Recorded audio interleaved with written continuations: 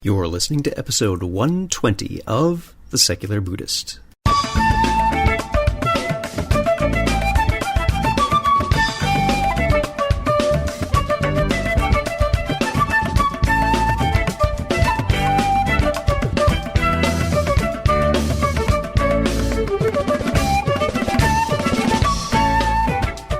Welcome to The Secular Buddhist. I'm Ted Meissner.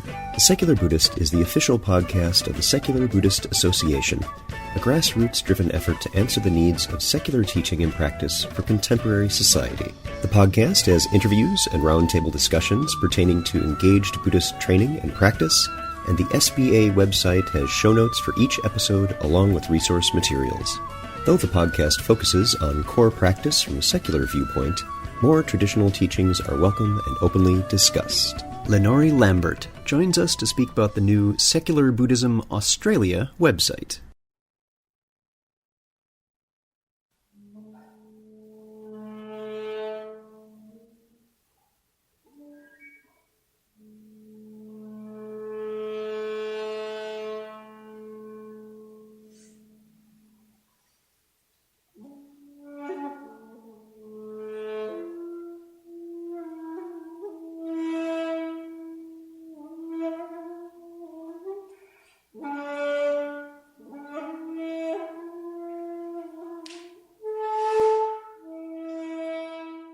There's a great deal of discussion online lately about what secular Buddhism is, and what are the views of people who designate as secular Buddhists. Of course, there is no one and only secular Buddhism, and there is a great diversity in attitudes, practices, and expectations of the people involved. One thing you can say, however, is that secular Buddhism as a means of learning and practice is growing. As of this recording in June of 2012, there are websites specifically about secular Buddhism based in Australia, Canada, England, Germany, Scotland, New Zealand, and the United States, with more being planned, and that's not even counting Facebook pages for secular Zen, atheist meditation, or humanist mindfulness. Each has complementary content, and each has something valuable to add to our growing community. And each site is sharing a common interest of opening the doors of a secular practice in our contemporary society. Director and co-founder of the Interview Group, Lenore Lambert is an organizational psychologist with more than 15 years' experience in HR and a passion for understanding how people behave in a business environment. Lenore co-founded the Interview Group with Matthew Ma, and the group practices Profit for Positive Change, contributing 10% of annual profits to causes that protect all living creatures from cruelty and oppression, and protecting the natural environment. Lenore has been a meditator for 8 years, and is using her organizational skills from the corporate world to support the ongoing development of secular Buddhism. So, sit back, relax, and have a nice Foster's Lager. We don't always have to drink tea, you know. And our guest today is Lenore Lambert. Lenore, thanks for being here. You're very welcome. It's great to have this conversation. We have spoken a couple of times online, and it's been really very enlightening for me as particular. To say enlightening, I don't say that a great deal.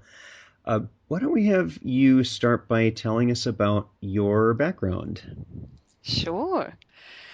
My background, well, I was born into a Catholic family. This is starts out as some other stories I've heard told on your site. Yeah, yes.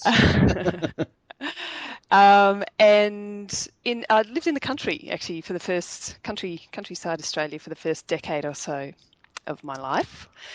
And we went to church every weekend. And my father ended up working in the Catholic Education Office a few years later, and so Catholicism was sort of the thing of my growing up. Never quite. It's funny, my father used to say that he had an inbuilt crap detector. And, we call that a bullshit detector here, but I think it's the same thing. Yeah, same thing. Yeah. And he used to be quite proud of his inbuilt crap detector, and I think I inherited it. But it always struck me as a little bit odd that Dad's crap detector would go off, at things that made sense to me that it should go off at. But it never went off at the times, during church or church-related things where I thought maybe it should be going off. And I always thought that was a bit odd. And fortunately, my parents didn't just teach us Catholicism; they also taught us to question things, which was something I feel very grateful for. And so, I guess fast forward another decade, leave home, and I immediately stopped going to church. And it's funny, the moments that crystallize things for you. I don't know, you probably have a similar thing in the US, but I think it's every 4 years here in Australia, we have what's called the census. And it's a, countrywide survey. And on a particular date, we all, fill out this survey and tell the government what our lives are like. And one of the questions on there is religion. Do you, do you subscribe to a religion? And so, of course, I sit down and almost automatically tick Catholic. And then I pause and I think, well, am I really? I don't go to church. I don't study the Bible. I don't see the world through a Catholic lens. I have lots of questions and skepticisms, I guess, about various parts of it. I'm not what Winton Higgins calls a recovering Catholic. It didn't damage me. There's no great harm to overcome with it. Yeah. No, and I'm sure there were probably some positive parts of it, but did I really believe it? I guess I had a moment of self-honesty, and the answer was no, and so I ticked no religion. One of the nuns, as you, NONES, as you call them, Ted.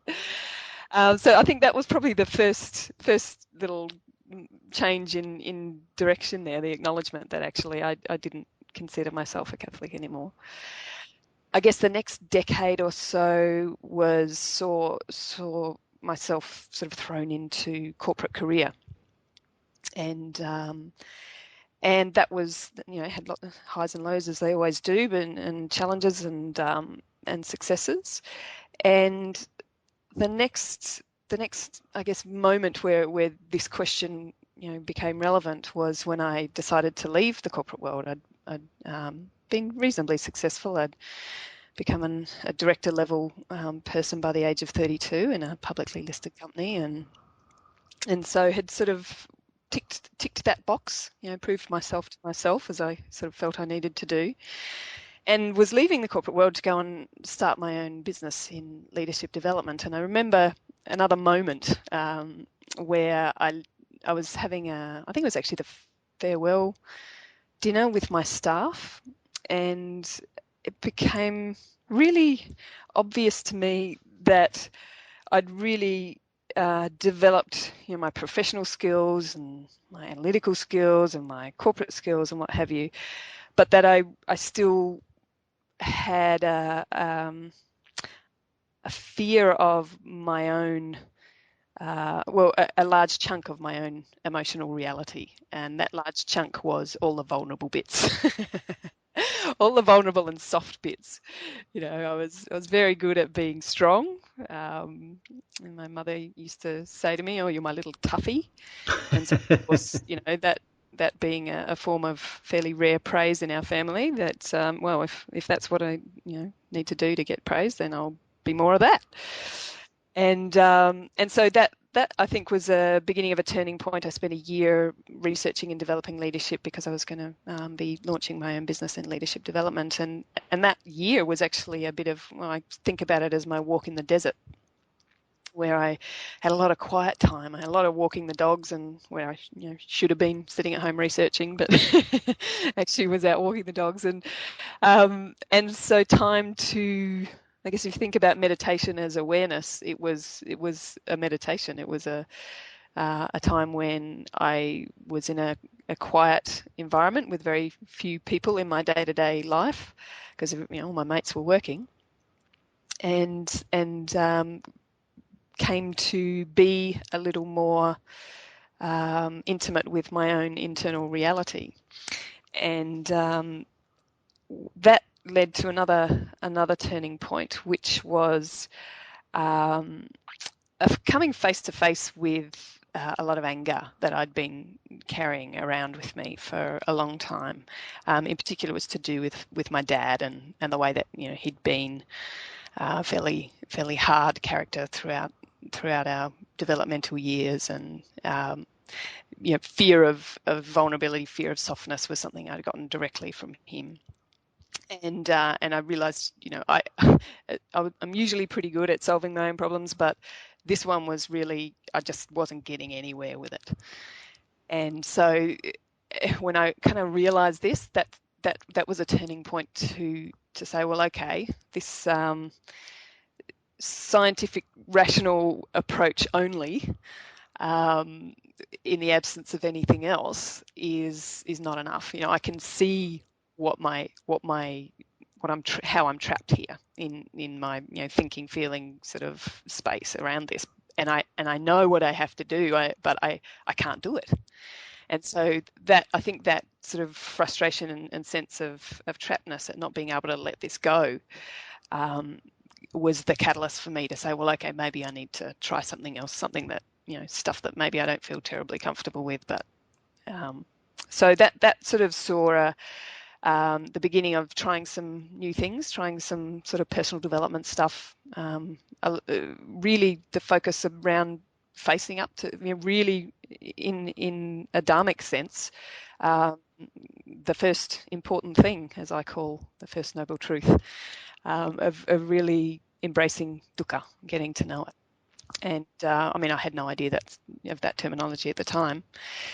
So that was, I think, I'd turned off the Catholicism path. I'd gone down the not really looking internally much at all path for a good decade, and then that was the next turn of going, well, actually, I really do want to know myself and be able to embrace and have every aspect of myself, not just the tough parts, strong parts, successful parts, but all the other parts too.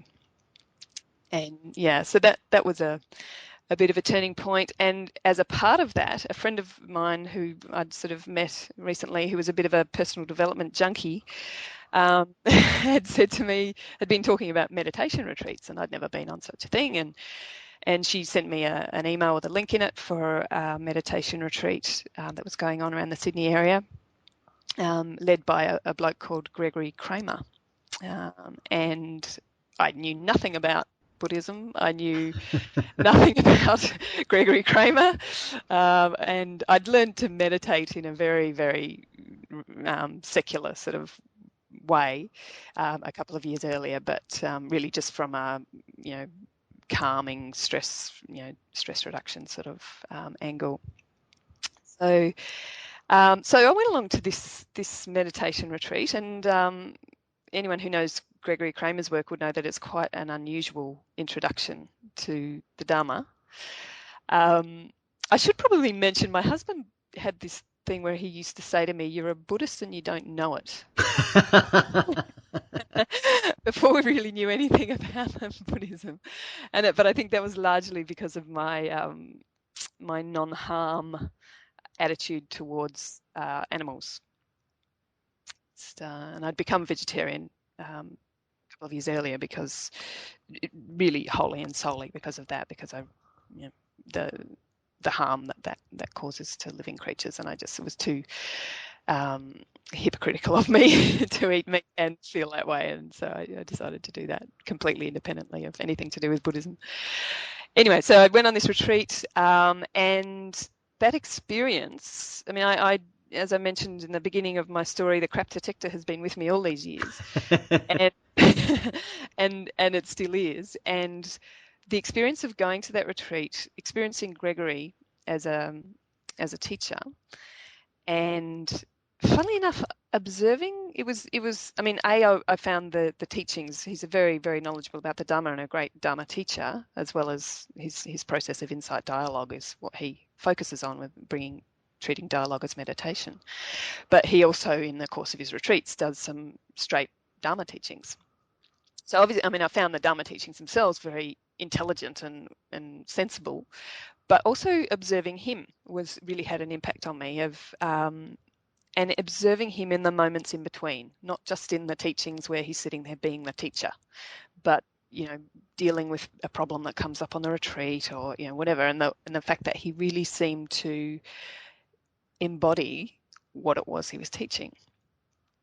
And I'll never forget, at the end of the retreat, he revealed to us in the closing circle at the end of the retreat that his father had died just, I think, a couple of months, not even that long, before he'd come out.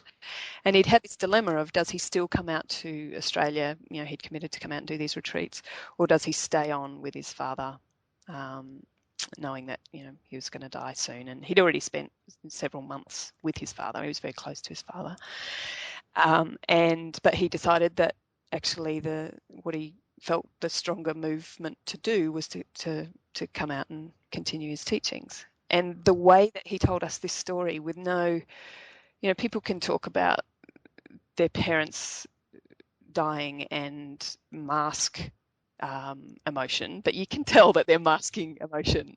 But Gregory was so calm and so peaceful in the way that he talked about the loss of his very, very dear father. I mean, this is, they had a relationship where they'd sit in the hot tub every morning together and, talk. It was really close from what he sounded. And yet he could speak about this. He made a decision.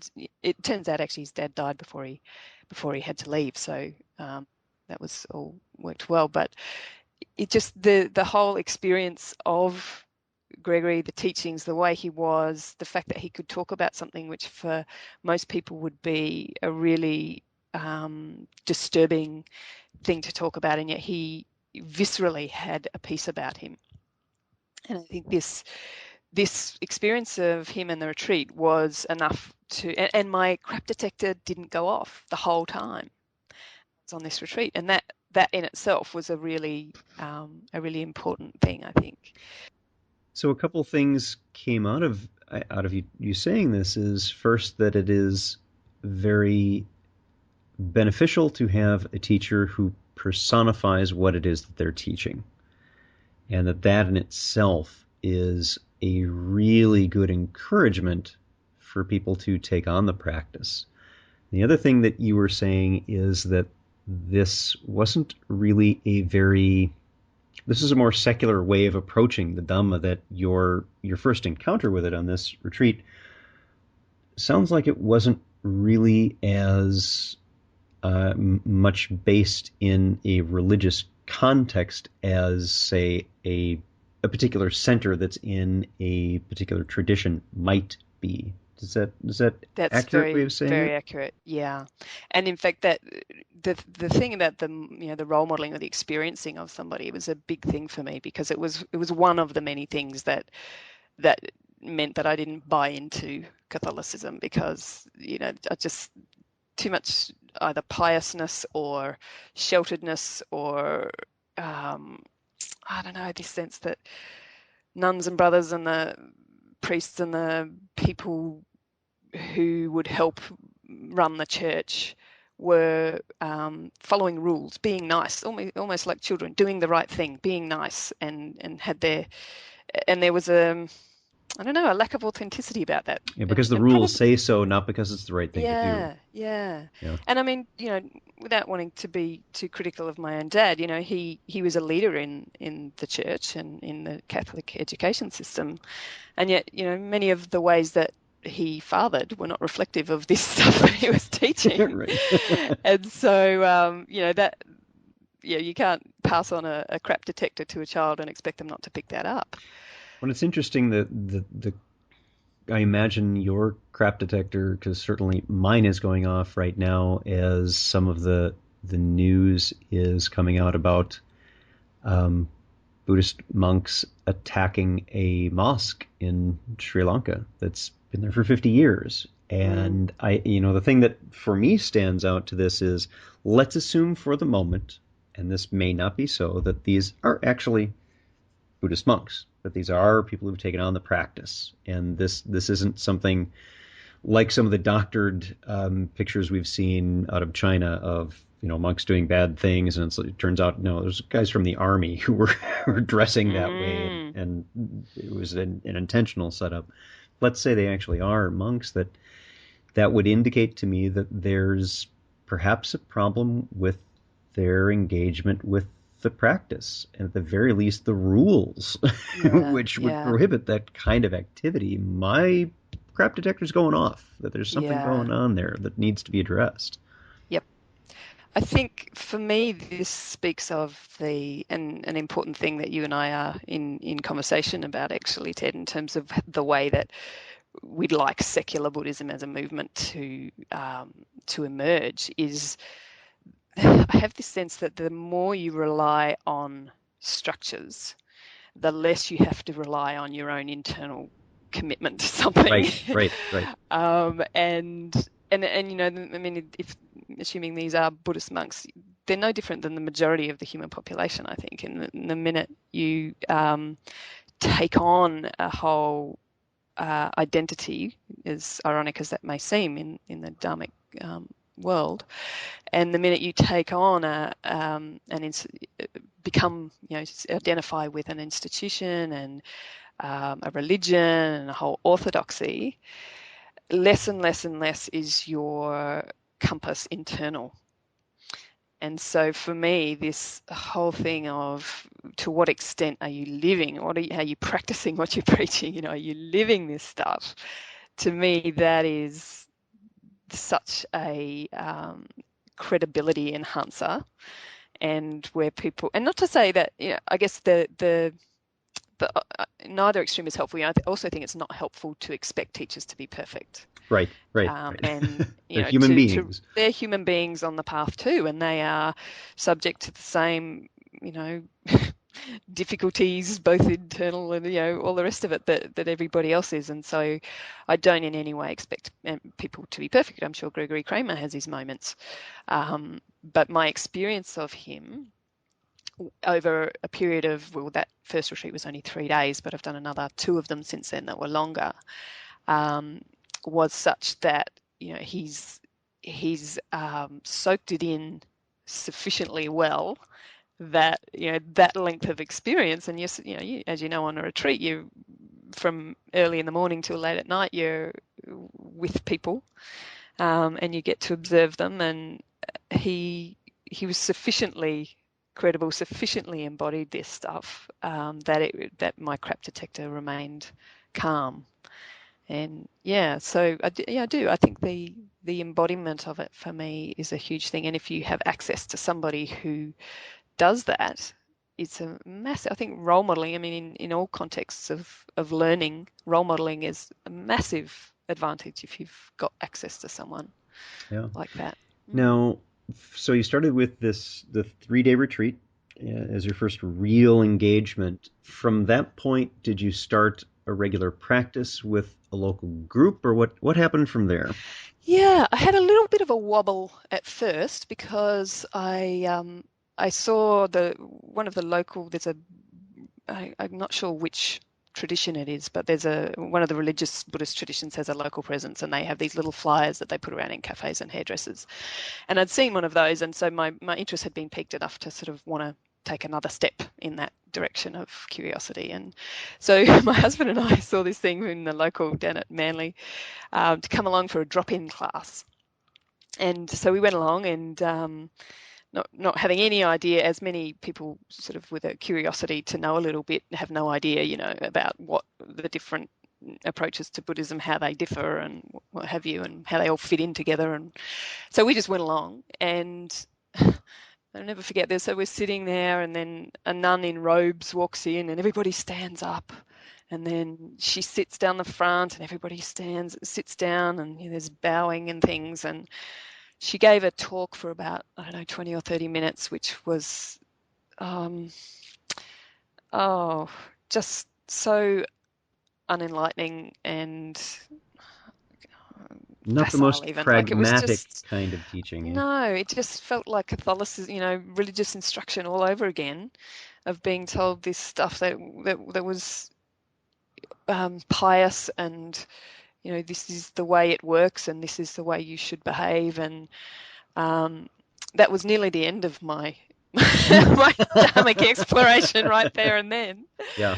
But fortunately, and this actually pertains to where we'll go with this conversation about the secular Buddhism Australia and the start of it. But fortunately, I was lucky enough to come across. There's a mob called Mitra. They're the local universities' Buddhist associations, and they get together and put on a conference, and they have all sorts of speakers at these conferences, both religious, Buddhist, and otherwise. And I also heard through going to this retreat with Gregory that there were some insight meditation groups or sanghas around Sydney. And so a combination of those two things sort of meant that I started coming across some of the people in the insight meditation community here in Sydney. And again, my experience was, wow, these people and the sort of discussions that I had are really thoughtful, intelligent, educated discussions. They're not regurgitating stuff from a Bible or, talking to ourselves about what we should or shouldn't do or how we should or shouldn't think. There was questioning, there was intelligent debate, there was, it really intrigued me. And so I started going to Blue Gum Sangha, which is the meditation group, insight meditation group on the Lower North Shore in Sydney. And I went there off and on.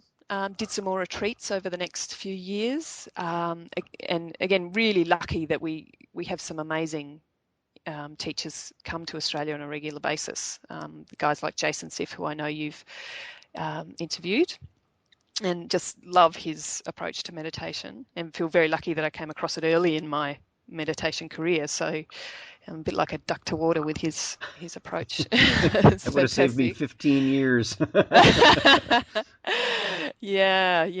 I feel sorry for people who are in that boat and like, damn it, what if I had come across that earlier? But I was lucky on that front. And then, Winton Higgins, who you've also introduced, is a regular teacher at the local Insight Meditation Sanghas. And so, started to get to know Winton and then one day I was feeling a bit guilty. I'm a bit of a greenie, and I felt a bit guilty about the almost hour drive from where I live to over there once a week for a 2-hour session and then turn around and drive home again.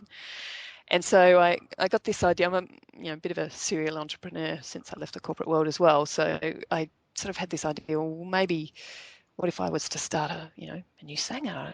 I remember thinking, gee, I wonder if I'd be frowned upon for, starting up competition somewhere. Yeah. So I ran the idea past Winton. Of course, he was a fantastic idea. I think that'd be, brilliant. What can I do to help? I'm like, oh, great. So that was 3 years ago, this 3.5 years ago. And so I started a Sangha on the northern beaches of Sydney here, and that's been growing steadily each year. And as I say, I've done several retreats, including with Stephen Batchelor as well, who's been a brilliant influence. And so, really feel that I just feel so lucky that I've been able to, and I guess part of living in a big, thriving cosmopolitan city is you get access to all of these amazing, educated, experienced people. And so, fast forward to a couple of months ago and well, actually coming across your site, Ted, and sort of hearing about this idea of secular Buddhism, which really just resonated for me, as you can imagine, now that I've told you what I've told you. And I guess I should also add, my professional background is psychology. I'm an organizational psychologist by profession. And of course, teaching leadership as well, which is really about adult development, or human development and growth, and as a person. So those two things, my psych background, my HR experience, and my leadership development experience specifically, as well as my own personal journey, it just felt like they were all coming to this very natural confluence. And so then when I heard about your secular Buddhism, and that was something that was, really starting to take off. Reading Stephen Batchelor's books, The Buddhism Without Beliefs was the first one I read, and was just like, yes, somebody's speaking my language. And then Confession of a Buddhist Atheist, I'm rereading that at the moment, which is just fantastic. So all of this, I guess, came together, and then seeing what you're doing and seeing that there was energy and interest in what you're doing, and that it was starting to pop up in other countries. And I just thought, we have to be in on this in Australia. I mean, Australia is being called, as I mentioned earlier to you, one of the most agnostic countries in the world. And it's just the perfect place for this kind of stuff. I think it's no accident that Jason Siff keeps coming back to packed retreats over here, because we have our fair share of people who are looking for a set of rules and a religion and a doctrine and all the rest of it. But we also have a very large portion of especially our educated society, I guess, who are just agnostic. Even a lot of the ones who still identify with Christianity are, if you really look at their lives and listen to them talk and about how they see the world, they're agnostic. They just like having a label. So. Yeah, questioning it's difficult to question. It's harder to really think about the things that we assume are true about our own lives and who we are. And as you were saying earlier, it's we may be doing a disservice to ourselves when we rely heavily on rules and rituals instead of developing our own ability to make the right decisions on our own based on circumstances.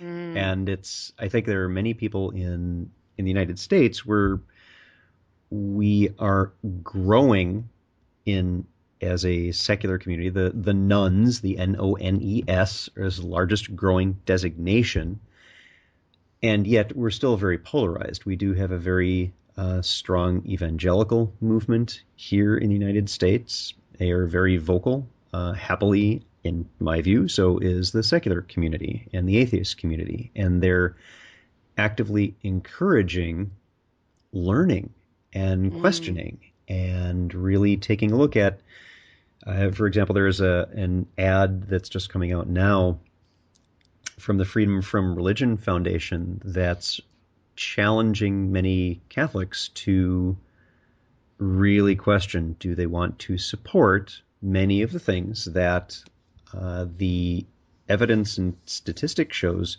they're not doing. Their views, for example, on contraceptives, things like that, where the church says, no. And yet, statistically, many Catholic women still use contraceptives nonetheless. So there's an open challenge to just say, okay, if you're really going to say that you're going to live your life in this way, then are you being truly honest with yourself about what your particular designation might be? Is it something to question? So asking that can be very difficult, and it is very hard to take that close look. But part of our practice is to do that. It's not an easy practice. It can reveal things to us that are not necessarily what we want to see, but in at least my own experience, whether or not you want to see something, nevertheless, seeing it can be enormously beneficial to yourself and to the people around you when you take that sincere and open and honest look. I think it probably goes back to what motivates people to identify with any kind of movement, whether that's secular Buddhism, Christianity and all of its flavors, whatever it might be. And I do think, the number of people I know who went to a Catholic school, then got married, had kids, had their kids christened, have never seen the inside of a church since they got married, don't talk about the Bible or Jesus or religion or God at home. When you really press them, don't even really, are really probably more agnostic in terms of their belief, are really probably more, well, you can't be sure, but I'd like to think that there is. And I think for people like that, calling themselves a Catholic or whatever it might be is more of a sense of belonging and a sense of identity than it is a practice. And so for those people,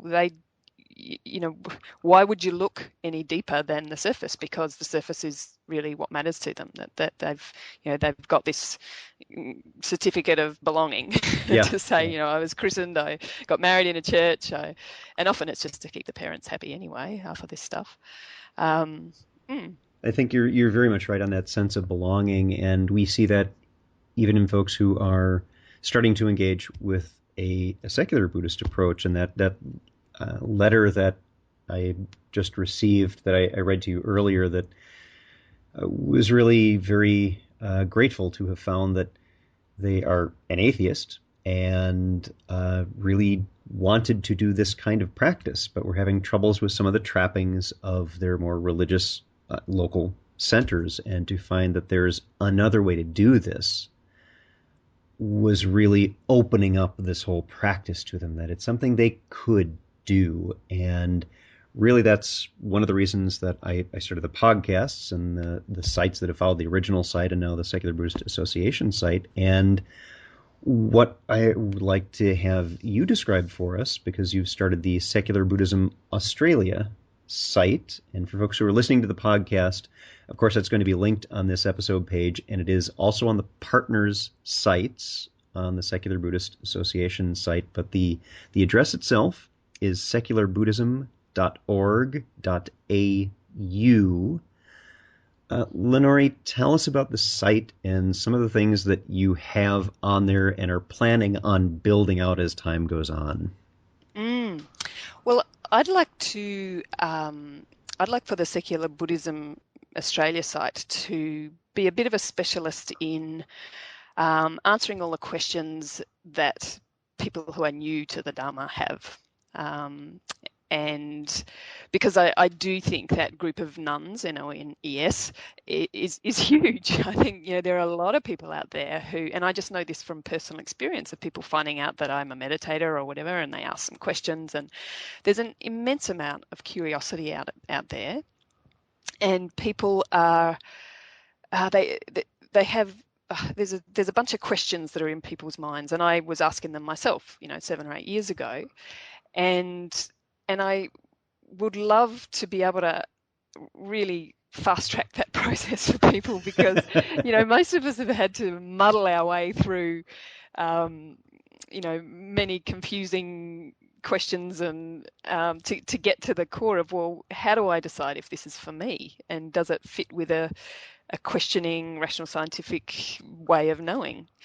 And there are usually a bunch of questions that need to be answered for a mind that knows that way before they can really even start to say, well, okay, yes, I'd like to learn about what more about what the Buddha taught, or more about what this means for how you live your life. And so what I guess I have a real passion for sharing the benefit of my exploration in the last 7 or 8 years with people who have a taste and a curiosity for it. So the sorts of things that we're going to, or I hope to have over time. At the moment, there's sort of a bit of a blueprint on the website of what we're going to have there. So we're going to have some resources for the mind. So that'll include things like Sutta Central. So the suttas being the earliest recorded teachings of the Buddha, a la the Pali Canon, and that has been, I think, again, for a questioning mind, saying, well, how do we make sense of this? And there's so many things out there that, written in little books or little, quotes or whatever, saying the Buddha said, blah, blah, blah, and therefore, and, going off on these strange conclusions that they, draw from it, to be able to go back to the source as much as you can and say, well, let's actually try and understand what, as far as we can know, and we can never know precisely. But as far as we can know, what was he on about? What was the core, point of his teachings? How do we understand this? And to know for yourself, as he instructed us to do in the Kalama Sutta.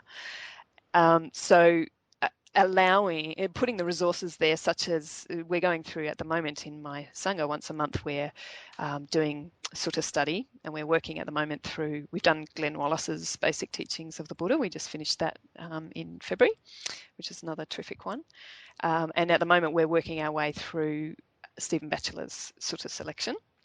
And what I'm doing, as we do one each month, is a bit of notes, background notes on the sutta, and then some questions for reflection, so that almost like a self-study guide. So people who are wanting to know, well, what does this mean? What was the key point? What are the implications of this sort of for how we think and behave?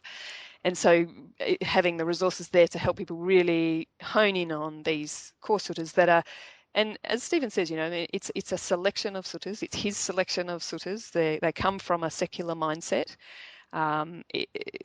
Religious Buddhists will pick a different set, but these are suttas from the Pali Canon, and if you have a secular orientation, then it's a good choice.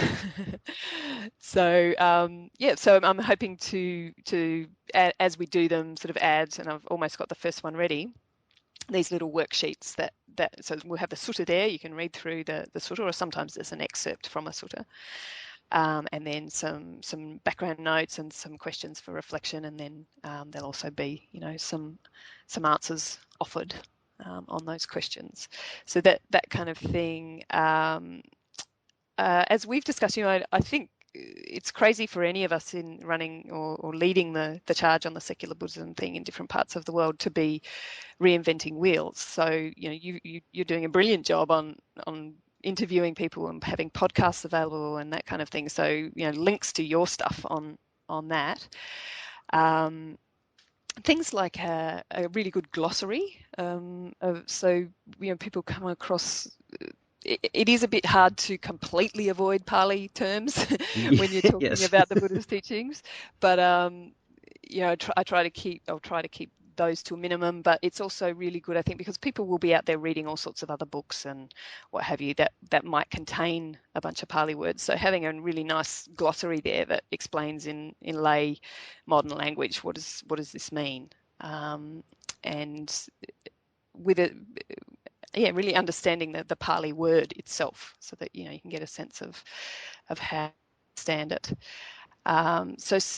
Things that can allow people who aren't lucky enough to have a Winton Higgins or a Stephen Batchelor on their doorstep, that can allow anyone in outback Australia who has this curiosity, or outback Siberia, it doesn't really matter if they can speak English, to be able to do their own exploration without having to spend years possibly of their life trying to find their way through the mountains of Buddhist books and literature and now websites and what have you that are out there without being turned off on the way, as I almost was. So that, and then there's what I want to build up, which we're almost ready to start asking for ideas on, and this is something actually I'd love to put out to all of your listeners, Ted, is resources for art. And so in a way, okay, yep, especially those of us with a scientific rational way of knowing, we need resources for the head. We've got to convince our own crap detectors to become before we can probably even take the next step. So that's there. But then when we do take the next step, when we've got enough faith as not faith as in religious faith, swallow it whole faith, but confidence, that faith that actually I've tested it out enough that I'm confident that this is going somewhere good. And so, taking that next step. So some resources for the heart to, emotions make decisions. Emotions are what guide us. Emotion comes from the Latin motere, which means to move. And they move us. They move us in a particular direction, or they, don't move us. And so from a really experiential point of view, then to say, well, what are some of the things from our own place and time? So, Western arts, or at least arts that are understandable and digestible to Westerners anyway. I don't want to be, put unnecessary limits on it. Is poetry, movies, music, paintings, anything that actually goes direct to the heart and moves us in a way that is consistent with this way of looking at experience. So, for example, there's a lovely CD by David Whyte, Whyte, who's a poet, and it's called The Poetry of Self-Compassion. And for me, that was one of the things that gave me this idea that we could harvest people's idea. I mean, the people across the globe who are listening to music, watching films, appreciators of art, poets and appreciators of poetry, who probably have their favorite thing that opens their heart to compassion, or some other, or opens their willingness to look fear in the eye rather than distracting themselves from it or running away from it, or whatever it is, which is consistent with the first important thing of embracing dukkha. So what I'm just fine tuning is a list of themes, dharmic themes, and I'm going to post that up there and ask for ideas of anything from the arts that move the heart in ways that are relevant to these themes from the teachings of the Buddha. We often get accused, those of us who are more science skeptic minded, of being very removed from that which moves us, and really not. And it's one reason I include the music that I do, because it is some of the most deeply moving music that I have, that really speaks to me. And of course, that's part of being human. It's, I think, silly to deny that is part of us. And there's a CD that I was sent by our friend Dave Smith, who's one of Noah Levine's students, and who's been on the podcast before, and is teaching now in the south part of the United States. And he's a musician, and he has collected along the lines of Dharma punks, that kind of more very direct and challenging and yet inspiring music, because it is very Buddhist themed music, and it's not just David's, but it's other musicians as well. So that is very much a part of our contemporary way of engaging with the practice, is through the arts and through our visceral responses to things. Yeah, well, I hope to harvest all of these ideas from all of your listeners, Ted, and anyone who comes across our site, and I'd love to have a mix of really contemporary stuff as well as, I'm certainly not close to older stuff or stuff from other traditions, but I think we can really fall into the trap, and I think this is really relevant to this, why perhaps the secular movement has gained so much energy, is that there's this trap that I see people fall into, which is that exotic cultures are the only ones that have any spirituality about them, or have anything to be celebrated about them from a spiritual point of view. And yet, I mean, and I even hesitate to use the word spiritual, but the themes that, what's the Buddhist teachings about? The Buddhist teachings about the human experience, right? I mean, human things. And what are the arts about? They're about the human experience. So I just think it's time for us to just value our own culture, our own arts, and our own. I mean, not that there's plenty of people out there who do already, but as a conduit for really feeling feeling and it being moved by the practice, not it just being a cerebral thing.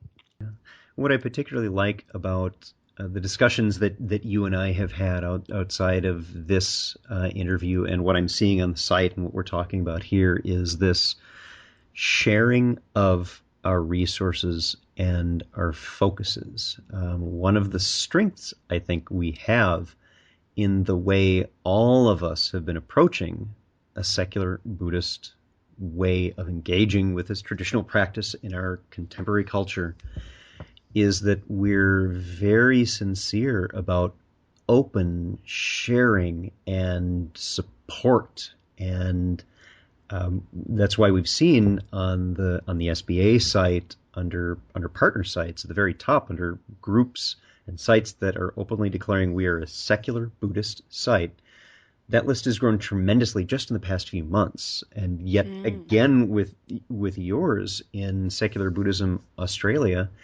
And each of them has some different offerings and different kinds of things that they're addressing. And we're all mutually supporting one another and linking to each other. And you're going to do wonderful things with resources for the mind and resources for the heart. And some of the educational materials we'll put out, particularly for folks who are interested in starting with this practice. And we're all going to do that to some degree, but to hear that you're really going to be looking at that and again, how we engage with this from the arts perspective, that's something that you in particular can contribute to this, and that some of the other sites are going to engage and focus in other areas is just wonderful to see. So thank you very much for your dedication and passion in putting this together. Oh, you're welcome, and back at you, Ted. I mean, you're the one who kind of catalyzed all of this in the beginning, and it's just in Stephen Batchelor's words, it's an idea whose time has come, but it does take people to do something, and the fabulous work you've done on your site, I think, has really given the rest of us sort of a license and an enjoyment and a opportunity to go, we'll get in on that and contribute to it too. Good. Well, the site that we've been talking about is for Secular Buddhism Australia, and that address again is secularbuddhism.org.au. And one of the things, Lenore, that you have on there as the subtitle, at least as of this recording, and I know sometimes these change, is Adapting the Buddha's Teachings to This Place and Time. I really like the way that was put together. Do you want to speak for just a minute before we close about that particular phrasing and what that means to you? Yeah, it really is for me what the secular Buddhism is all about. It's about bringing it into right here, right now, with what I'm facing in my world, be that culturally or phase of life or whatever it might be. And for me, it's all pointless unless it has some relevance to here and now. And I think, well, this place and this time, because, and that's a lovely way of thinking about it, because in the US, your place and time is similar to ours in many ways, and a bit different in some ways too.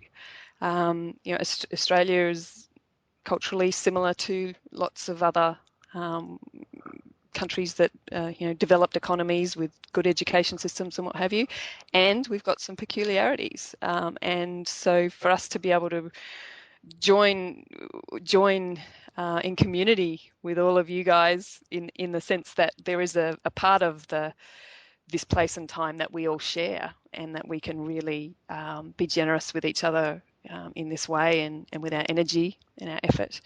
And also in Australia, we have some peculiarities as everybody else does. We're a very agnostic mob. We have a real reluctance to trust authorities, which I think is ripe for the picking for this secular Buddhism thing. And we're very egalitarian, and so there are probably some peculiar things that we might include in our kind of neck of the woods that will probably appeal to some people in other places, but maybe not as in as widespread a way. But yeah, so I guess it's that really bringing it into whatever, that, as we were saying earlier, if people in 100 years' time could still relate to that, and they're here and now, or they're this place and time would be a bit different to what we're living in now, but they could equally really relate to that, and then that gives them license to adapt and bring meaning into their specific practical life circumstances, which for me is what the Dhamma is all about. Yeah, that amazing adaptability of the Dhamma and how it is reflected in our embracing and celebrating and encouraging this diverse growing of the practice. That's a terrific thing to watch and to participate in. Yeah, and it's not about denigrating, the this place and time where it's come from. It's there's none of that. It's about, totally see how Tibetan Buddhism, became Tibetan Buddhism and has all the trappings and whatever that it does, and same with Zen and all the other flavors that are out there. Totally get it, and we've got to do the same thing. So how crazy would it have been if the Tibetans decided they had to be Indians? I mean, it wouldn't make sense to a lot of people unless they had adapted it. And so we're really just doing the same thing, and there's nothing wrong. Right, it's a natural evolutionary process in a new context. Our guest today has been Lenore Lambert in Sydney, Australia. You can also, by the way, find out more about Beaches Sangha. Do you have a website you want to give the address for on that for folks that I will link to? We do, yeah. If there's anybody in the northern reaches of Sydney, so it's beaches-sangha, SANGHA.org is our website for our meditation group here. Perfect. Well, Lenore, thank you very much for being here. You're very welcome.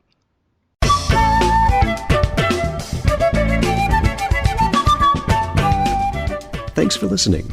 If you'd like to learn more about something you've heard in today's podcast, please come visit the SBA website at secularbuddhism.org, and you'll find an entire webpage devoted to this and every episode. Discussion about this episode can be found on the episode page itself, along with show notes. The music for The Secular Buddhist is used by permission from John Kaizan Neptune CD, Steps in Time. Additional music is provided courtesy of Monty Levinson of Taihei Shakuhachi and Rodrigo Rodriguez. Their websites are also linked on the SBA site on the About Podcast Music page. Until next time, remember, every moment you have a choice. Make it the best you can. See you next time on The Secular Buddhist.